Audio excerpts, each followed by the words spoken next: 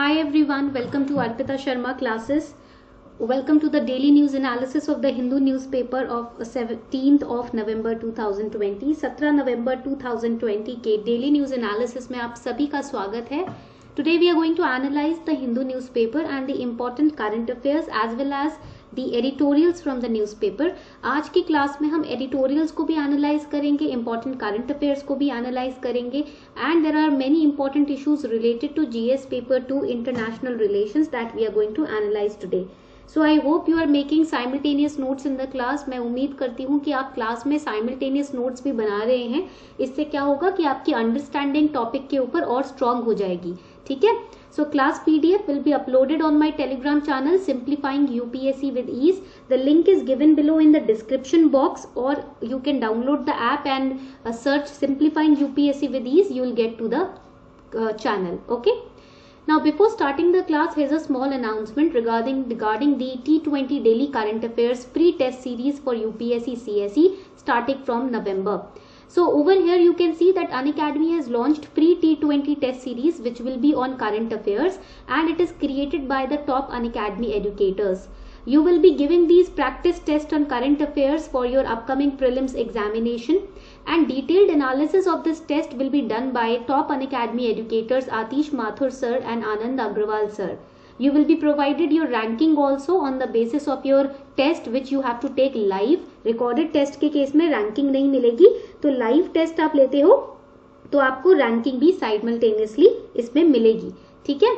And the test paper would be available in both the language English and Hindi. तो test paper भी आपके दोनों ही languages में available होगा, English में भी और हिंदी में भी. ठीक है? So if you are a Hindi medium student, you will be benefited because Hindi medium में भी questions होंगे. There will be 20 questions, 20 minutes time will be given to you. 40 marks का ये test होगा. Daily this test will be conducted at 7:30 p.m. And how you can enroll? By downloading the Unacademy Learning app. You have to register and sign in to the app or the website and go to the test section, and in the see all option you can see your test and you can enroll in the test by tapping on this enroll button to take the free test. So this is going to be immensely beneficial for all of you if you know, in case you are preparing for the prelims 2021 and 22 examination. The link to enroll in the test is given below in the description box as well. Let's start our session. अपना session शुरू करते हैं. As you can see on page number 1, you will find this particular news. Judge rescues himself from Jagan case. So Justice UU Lalit of Supreme Court has rescued himself from hearing separate writ petitions that sought action against Andhra Pradesh government and Chief Minister Y.S. Jagan Mohan Reddy for levelling false and unclear political allegations against Supreme Court Judge N.V. Ramana and other High Court judges. So this topic of Y.S. Jagan Mohan Reddy filing these allegations against the Supreme Court judges, we have analyzed this before also. हमने पहले की classes में भी इसको analyze किया है, right?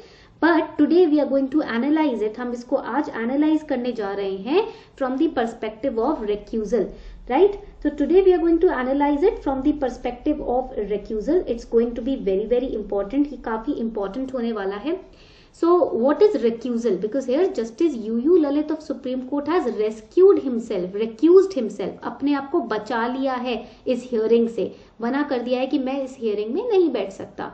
ठीक है? So Justice UU Lalit who has recused himself. So word over here is recused. This word is important for GS paper 2 as well as for prelims. Let us understand what is recused. तो recused पहली बात तो समझ लेते हैं होता क्या है. Recusal means removal of oneself as a judge or policy maker in particular matter. किसी particular matter में आप अगर कोई जज या पॉलिसी मेकर अपने आप को उस मैटर को सुनने से रोक लेता है, बाहर निकाल लेता है, तो वो recusal का केस होता है. Especially if there is conflict of interest. Now here conflict of interest was evident because here the allegations were against Supreme Court Judge N.V. Ramana. So he recused himself so that इनके साथ relations खराब ना हो या ये किसी ऐसी situation में ना फंस जाए जहाँ पर इनका integrity at stake आ जाए. So recusal usually takes place when a judge has a conflict of interest or has a prior association with the parties in the case. So he has a prior association over here with the parties involved. So that is why he has recused himself, ताकि अपने आप को किसी तरीके की विडंबना में ना डालेंगे. For example, if the case is related to a company in which जज होल्ड्स स्टेक्स, मान लो कोई कंपनी है जिसमें जज के शेयर्स हैं, उस कंपनी के खिलाफ कोई केस है तो जज अपने आप को उससे रिक्यूज कर लेगा. Similarly, if the judge has in the past appeared for one of the parties involved in a case, the call for recusal may seem right in this case. Okay, so a recusal inevitably it leads to delay. अब जज अपने आप को case से बाहर निकाल लेगा तो नया जज और अलॉट होगा, उसके लिए थोड़ा टाइम तो लगेगा, डिले होगा. So the case goes back to Chief Justice who has to constitute a fresh bench then. Okay, so this is the case of recusal. What are the rules on recusal? There are no written rules on recusal of judges from hearing cases listed before them in constitutional courts. कोई rules नहीं है कि किसी rules को follow करके अपने आप को बाहर निकालना है केसेस से, या कोई उनके खिलाफ प्रोसीडिंग होगी, नहीं. It is left to the discretion of a जज only if he wants to hear that case और not. So reasons for recusal are not disclosed in an order of the court. Some judges orally convey to the lawyers involved in the case their reasons और some may not. तो जरूरी नहीं है कि reasons भी अपने disclose किए जाएं. Some cases में वो बता भी सकते हैं reason. In some cases they're not bound to tell the reason, disclose the reason. Okay. Now why judge needs recusal? So recusal usually takes place when a judge has a conflict of interest or a prior link with the parties involved in the case. These are the two cases where the judge can recuse himself. ठीक है. Now should the reason be put on record? अब यहाँ पर देखो बोला गया, it is said that it is not mandatory for the judge to put the reasons on record. जरूरी नहीं है कि जज रीजन बताए, ठीक है. But the question is, यहाँ पर क्वेश्चन ये आता है कि should the reasons be put on record, मतलब बताए जाने चाहिए, should it be disclosed? So in a separate opinion in the NJAC judgment in 2015, Justice Kurian Joseph, who is now retired, who was a member of Constitution bench, he highlighted the need for judges to give reasons. उन्होंने कहा था कि जरूरी है कि जज अपने reason recusal के बताए ताकि ट्रांसपेरेंसी मेंटेन रहे, so that there is transparency which is maintained in the judiciary. So it is the constitutional duty, right, संवैधानिक ड्यूटी होती है कि अपने ओथ के हिसाब से आप ट्रांसपेरेंट रहे, आपने ओथ लिया है तो आप पारदर्शिता मेंटेन करेंगे, अकाउंटेबल रहेंगे. सो जज is required to indicate reasons for his recusal from a particular case which was set by justice Kurian. Okay, now one of his companion judges of Constitution bench, who is Justice Madan B. Lokur, he also agreed that specific rules required to be framed on recusal. जरूरी है, वैसे अभी तो कोई rules नहीं है. Right now there are no rules, but yes, there should be specific rules which are required to be framed on recusal. Okay, so the two judges were referring to senior advocate Fali Nariman's plea to Justice J.S. Kehar, who was then in line to be the next Chief Justice, to recuse himself. This was the case when Justice Kurian and Madan B. Lokur agreed on disclosing the reasons of recusal. Okay, now coming on to the next news. Now next news on page number 1, Atish starts new term with 14-member team. अब ये सब पढ़ने की जरूरत नहीं है. There is no need to study all this. No. Here I would recommend you to study the chapter of Chief Minister in M. Lakshmikant. M. Lakshmikant Indian polity की जो लेटेस्ट एडिशन है, उस एडिशन में आपको chapter पढ़ना है chief minister के ऊपर.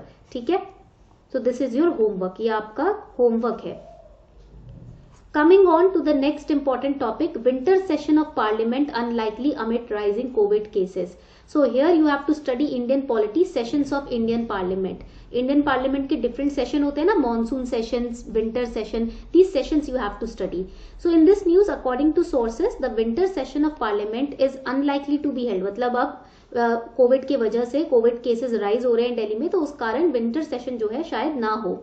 So as per parliamentary records, there have only been 3 cases in the past of winter session not being held. First was in 1975, then in 1979 and 1984. Now, if parliamentary meeting is not held or session is not held now, so it will be the 4th case, 2020 4th case हो सकता है. So Cabinet Committee on Political Affairs meets to decide the dates for session and announcement has to be made giving members of parliament at least 2 weeks notice. This is important for prelims. ये point याद रखिएगा. ये second point is very important for prelims. Who decides the dates for the parliamentary sessions? It is the Cabinet Committee on Political Affairs. Okay? और ministers को ना MPs को 2 हफ्ते पहले ही notice दे दिया जाता है. ठीक है?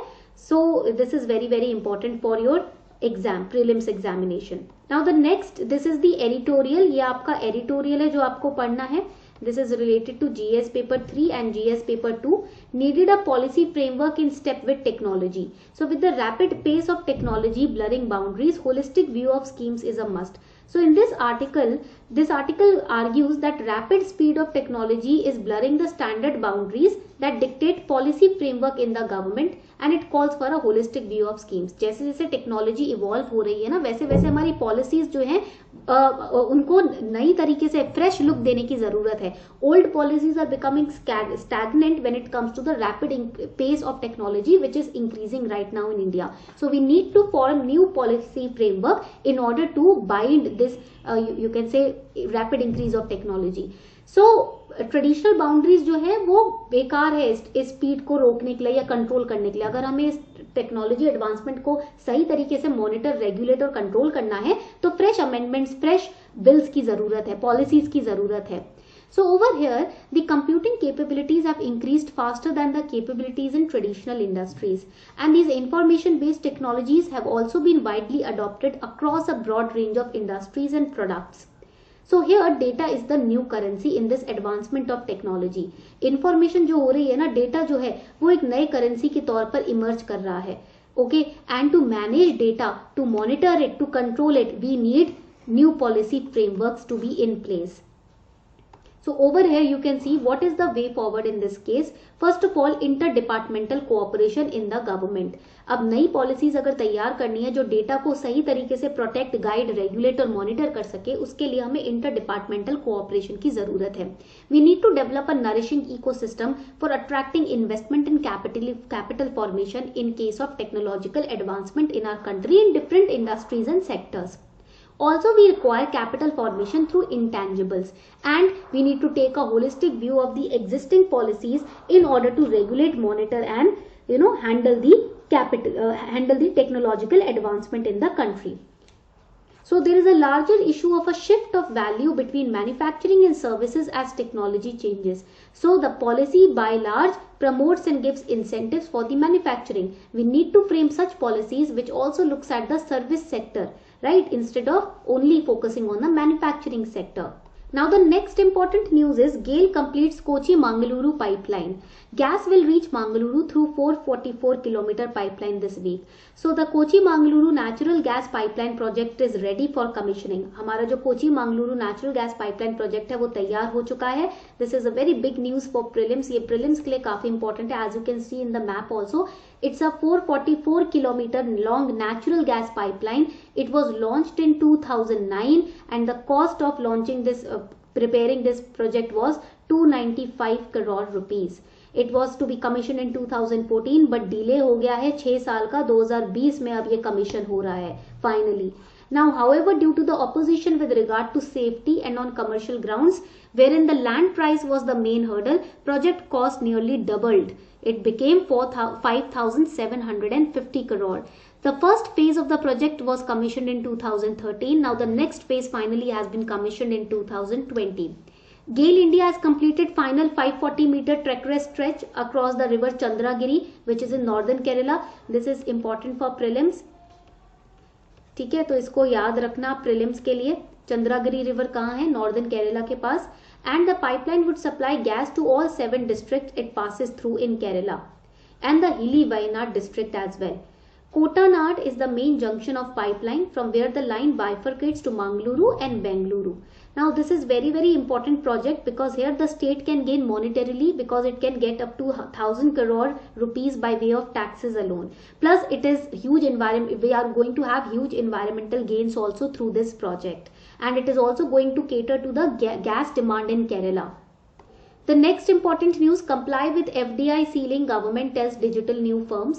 Ministry of Information and Broadcasting has issued detailed notification asking digital news portals to comply with 26% cap on FDI investment which was sanctioned in 2019. तो रिसेंटली जो हमारी ministry of information and broadcasting है उन्होंने वीडियो स्ट्रीमिंग प्लेटफॉर्म जो OTT platform होते हैं जैसे Amazon prime, Netflix, उनको अपने कवरेज में ले लिया है ना. तो अब इस नोटिफिकेशन में ये डिसीजन भी बताया गया है कि 26% का कैप लगेगा एफडीआई में इन प्लेटफॉर्म्स के ऊपर। बाहर से इन्वेस्टमेंट होती है ना इस प्लेटफॉर्म पे, तो उस पर हम 26% का कैप यानी कि रिस्ट्रिक्शन लगा रहे हैं फॉर अपलोडिंग और streaming of news and current affairs through digital media. Companies with investment below 26% restriction must also tell the or inform the Ministry of INB about the shareholding pattern. Okay, and the companies who have more than 26% of FDI, they have been instructed to take steps to bring down the figure before October 15, 2021. So this is again a very important news for prelims. ये prelims के लिए काफी important news है. You have to remember the restriction number. Coming on to the next very important topic for today, what's behind the conflict between Ethiopian government and Tigray rebels? So over here in November 2020, Ethiopia's Nobel Prize winning Prime Minister Abiy Ahmed started a military operation in the rebellious Tigray region. यहाँ पर आप देख सकते हो this is Ethiopia, right? ये पूरा Ethiopia region है and this is the Tigray region, and here the Prime Minister of Ethiopia has started a military operation, right? Now the deadly fighting in this region is forcing thousands of Ethiopians to flee across the border towards Sudan. यहाँ से जो भी military operation जो चल रहा है ना Tigray reason के जो रेबल्स हैं उनको दबाने के लिए, यहाँ से काफी ऐसे इथियोपियंस हैं जो अपनी जान बचाकर सुडान की तरफ भाग रहे हैं, रवाना हो रहे हैं। So Abiy has declared a war on country's Tigray region, which is ruled by powerful Tigray People's Liberation Front, that is TPLF.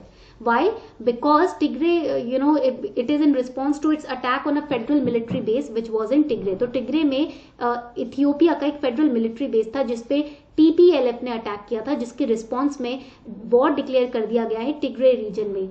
Now, after becoming Ethiopia's Prime Minister in 2018, Abiy Ahmed reached out to the political opposition and he reached out with democratic reforms. He lifted restrictions on the media and made peace with Eritrea. This move, this step taken by Abiy Ahmed helped him in winning the Nobel Peace Prize in 2019 also. Now, Eritrea is a sworn enemy of TPLF. Tigray people liberation front जो है, जो rebels का group है Tigray में, उसका कट्टर दुश्मन है इरिट्रिया, राइट? इधर भी आप देख सकते हो, this is Eritrea. Okay, so over here it shares a long border with Tigray reason. He also helped remove TPLF from senior government positions. His push to concentrate more power in the hands of government alienated the TPLF further. तो finally जो rebels हैं उनको alienated feel हुआ है AB Ahmad के step से कि उन्होंने TPLF से गवर्नमेंट जो पोजीशन से पावर है वो भी ले ली वापस.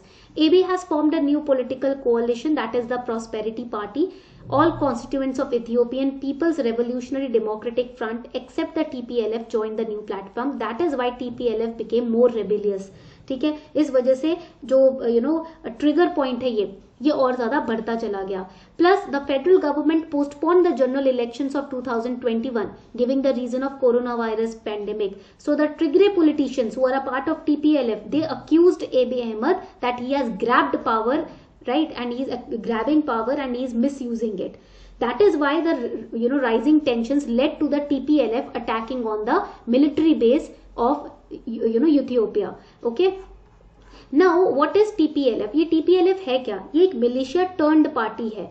ठीक, आर्म्ड रेबल्स थे जिन्होंने एक पार्टी तैयार कर ली जो गवर्नमेंट से खुश नहीं थे, who were not happy with the government. So it was a part of coalition that brought an end to the military dictatorship in 1991. The TPLF leader is Meles Zenawi, who took over as the interim president of TPLF in 1991 and became the first elected prime minister also in 1995. And it is also said that Meles Zenawi, he was the architect of country's ethno-federal system and he was in power till 2012. And he was a very dominant personality. इनका जो coalition में role था वो बहुत dominant role था. So, the Tigray people, they make up roughly 6% of the population, while the Oromos have 34% share and Amharas have 27% share. The Oromos have alleged marginalization and called for better representation even after having 34% share.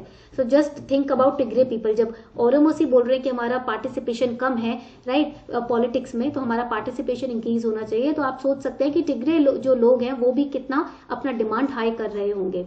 So what is the stand of Abiy Ahmed?